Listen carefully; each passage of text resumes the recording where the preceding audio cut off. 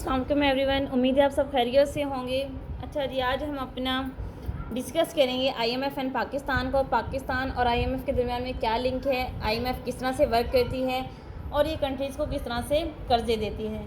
तो चलिए सबसे पहले स्टार्ट करते हैं। आईएमएफ बेसिकली एक ऑर्गेनाइजेशन है, एक इदारा है जो किसी भी कंट्री को लॉन्ग टर्म कर्जे देती है। इसका बेसिकली मकसद होता है किसी भी कंट्री की इकॉनमी को बूस्टअप करना, उसको स्ट्रेंथन करना, या फिर उस जो अगर किसी भी कोलैप्स का शिकार हो तो उसको वहाँ से निकाल के उसको मज़ीद बूस्टअप करना। तो होता कुछ इस तरह से है, जब वर्ल्ड वॉर 1 होती है तो उसके डिस्ट्रक्शन से बचने के लिए या मज़ीद वॉर्स ना हो उनसे बचने के लिए क्या करती हैं, तो तमाम नेशंस, तमाम स्टेट्स मिलके एक इदारा बनाती हैं लीग ऑफ नेशन के नाम से। लीग ऑफ नेशन जब बनती है तो लीग ऑफ नेशन फेल हो जाती है। उसके बाद क्या करते हैं कि लीग ऑफ नेशन फेल हो जाती है। फिर वर्ल्ड वॉर 2 होती है। वर्ल्ड वॉर 2 जो है वो साफ इंडिकेट करती है कि लीग ऑफ नेशन फेल हो चुकी है। फिर वर्ल्ड वॉर 2 के बाद दोबारा से स्टेट्स मिलके एक ऐसा इदारा बनाना चाहती हैं जो इदारा ना सिर्फ उनको तबाहियों से बचाए बल्कि उनको मज़ीद जो है उनको हेल्प आउट करे। नेशंस को, जो वीक नेशंस है, उनको उस वीकनेस से निकाल के उनको तरक्की की तरफ लेके जाए। तो फिर क्या होता है कि ये एक इदारा बनाते हैं यूनाइटेड नेशन के नाम से, और फिर साथ ही ब्रिटेन वुड ट्रीटी साइन होती है। और ब्रिटेन वुड ट्रीटी के अंदर 2 ऑर्गेनाइजेशंस बनती हैं। एक होती है आईएमएफ, इंटरनेशनल मॉनेटरी फंड, और दूसरी होती है वर्ल्ड बैंक। अब इनको ट्विंस ऑर्गेनाइजेशंस भी कहा जाता है क्योंकि एक साथ बनती हैं ये। तो अब होता कुछ तरह से है। अगर हम बात करें इसकी कैपिटल की तो ये वाशिंगटन डीसी में है इसका कैपिटल। दूसरा, आईएमएफ जो है ये लॉन्ग टर्म कर्जे देती है और जो वर्ल्ड बैंक है वो शॉर्ट टर्म बैंक कर्जे देता है। अब जो आईएमएफ असिस्ट करता है किसी भी कंट्री को, किसी भी स्टेट को, तो उन कर्ज़ों को क्या कहा जाता है? उनको ना तो हम कर्ज़ा कह सकते हैं, ना लोन कह सकते हैं, या फिर कुछ और को नाम नहीं दे सकते। आईएमएफ की नॉर्म्स में उन्हें बोला जाता है फाइनेंशियल असिस्टेंस प्रोग्राम्स। ठीक है, फाइनेंशियल असिस्टेंस प्रोग्राम कहा जाता है। अब ये प्रोग्राम 2 तरह के होते हैं। अब वो कौन से होते हैं, अब मतलब टॉपिक को डिस्कस करने से पहले हम देखेंगे कि ऐसे क्या फैक्टर्स हैं, वो कौन से एलिमेंट्स हैं जिनकी वजह से अब तक पाकिस्तान की इकॉनमी अभी तक ग्रो नहीं कर सकी है। तो होता कुछ इस तरह से है कि जब फाइनेंशियल असिस्टेंस प्रोग्राम्स के अंडर दो कैटेगरीज बनाई हैं, स्टैंड बाय अरेंजमेंट्स और दूसरी है एक्सटेंडेड फंड फैसिलिटी। अब स्टैंड बाय अरेंजमेंट्स क्या करता है, शॉर्ट टर्म प्रोग्राम में छोटे छोटे कर्जे देता है। इनकी ड्यूरेशन होती है 1 से 2 साल तक। इन केस अगर ये अपने मीटअप नहीं कर सकते अपने टारगेट्स को, तो ये क्या करते हैं, अपने कर्ज़ों की मुद्दत को एक्सटेंड कर देते हैं 3 साल तक।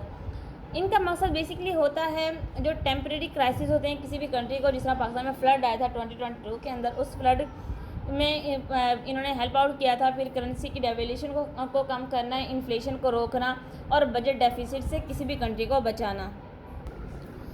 नेक्स्ट अगर हम बात करें एक्सटेंडेड फंड्स फैसिलिटी की। एक्सटेंडेड फंड फैसिलिटी क्या करते हैं, ये लॉन्ग टर्म कर्जे देते हैं। ड्यूरेशन होती है 3 से 4 साल तक। और इनका मकसद होता है, ये क्या करते हैं, किसी भी कंट्री को ये इंस्ट्रक्ट करते हैं, कंडीशन लगाते हैं कि जितने भी आपके इदारे हैं इन इदारों को प्राइवेटाइज़ कर दिया जाए। तो इदारों को ये प्राइवेटाइज़ करते हैं।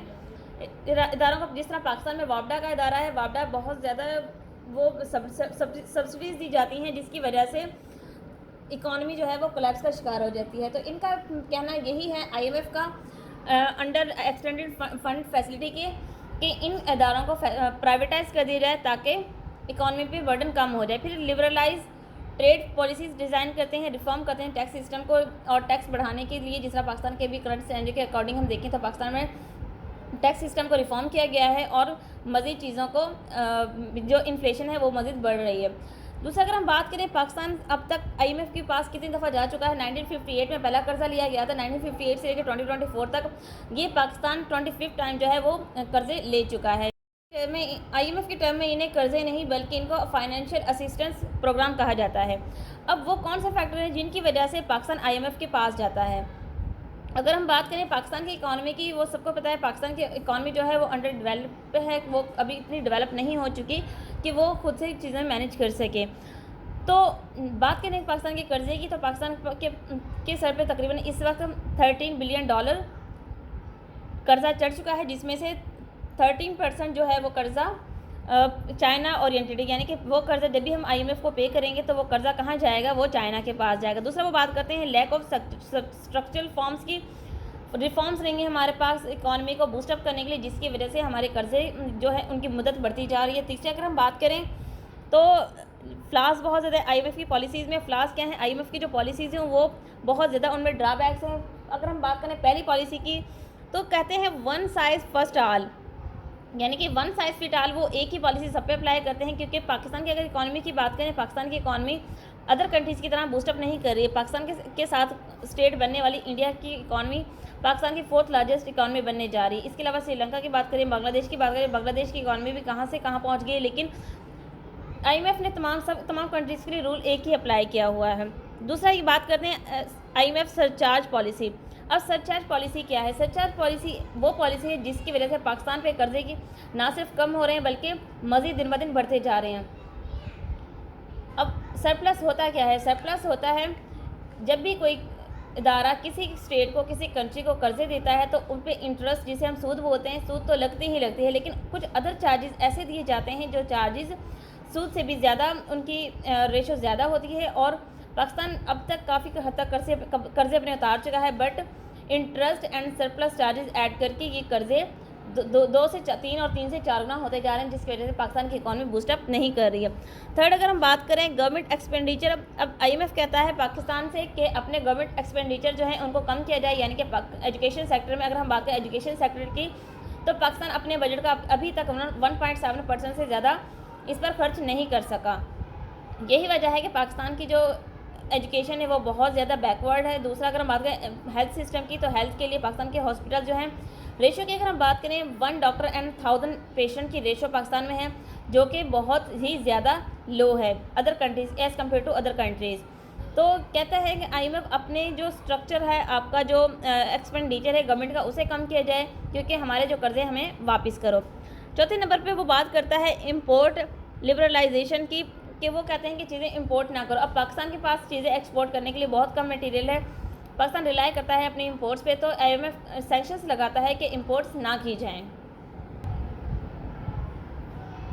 नेक्स्ट अगर हम बात करें, IMF कहता है कि सब्सिडीज़ को ख़त्म किया जाए। अब सब्सिडीज़ क्या होती हैं? सब्सिडीज़ वो पैसे हैं जो कोई भी गवर्नमेंट अपने बड़े बड़े लैंडलॉर्ड्स को देती है। जिस तरह रिसेंटली देखें, जब गंदम आई थी तो गंदम बहुत महंगी थी, पाकिस्तानी गवर्नमेंट ने क्या किया था, सब्सिडीज़ लगा के अपनी आवाम को सस्ती गवर्नमेंट दी थी, और जो ऊपर के चार्जेस थे वो खुद पे किए थे।